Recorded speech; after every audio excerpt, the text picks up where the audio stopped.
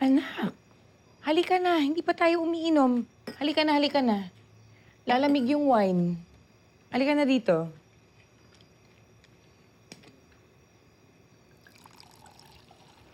Hiyang-hiya ako sa'yo, Ma.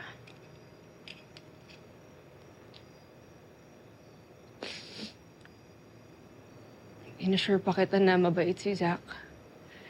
Na di niya ako lolokohin.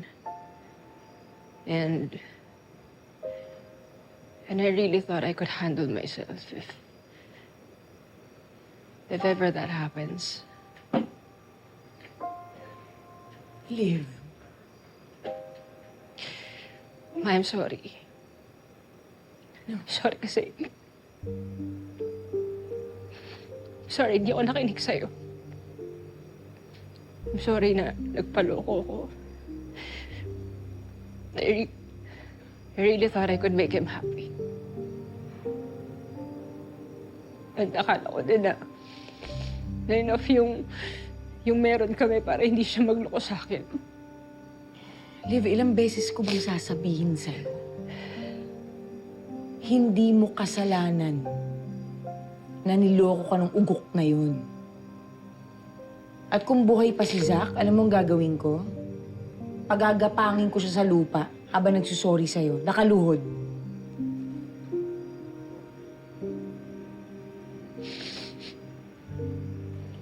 Sa susunod, wala na tayong secret.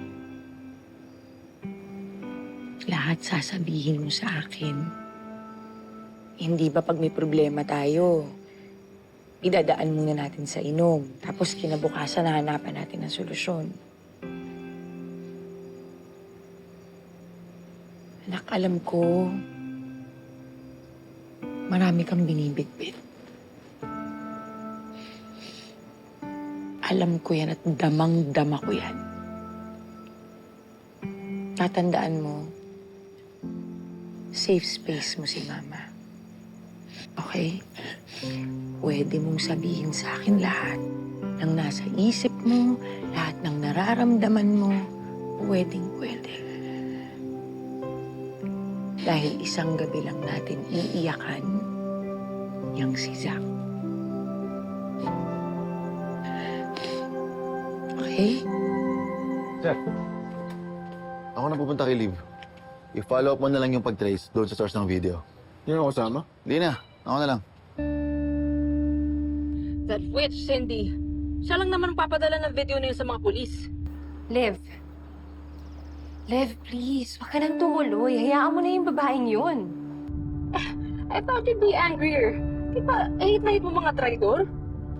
Yeah, but I mean, like, I'm just worried about you. Huwag ka nang tumuloy. Baka magka-trouble ka pa eh.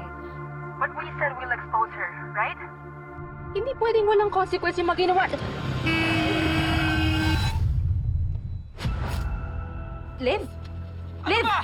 Cellphone ka kasi ng cellphone, hindi ka tumitingin sa dinadaanan mo eh. Umalis ka na nga, kamote ka.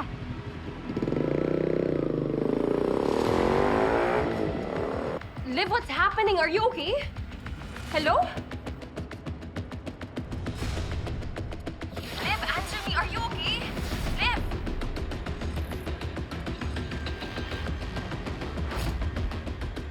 May kinalaman ka ba sa tampering ng lighter ni Zach? No. Gumagamit ka ba ng tea tree oil?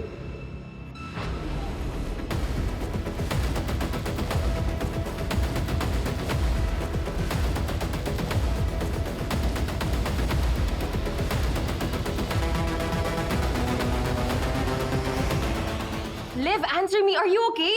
Liv! Yeah. I'll call you back, eh. Okay, just please don't go to that woman, okay? Tatawagan kita. Sige, bye-bye.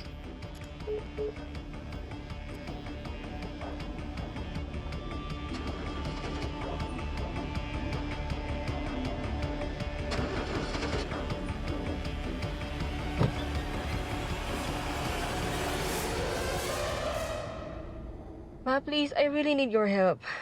Sunduin mo na ako, please. Relax lang, anak. Andiyan na ako. Okay, I'll explain everything to you pagdating mo. Okay, bye.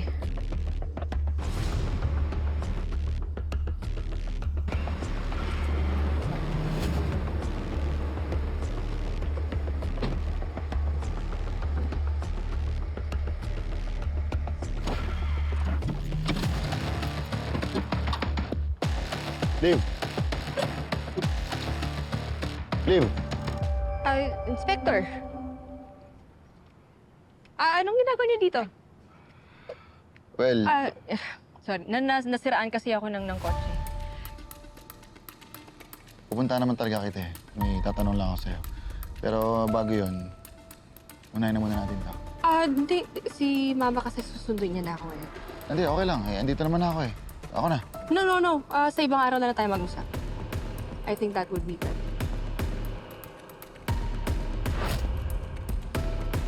Yeah. Thank you. Akin na.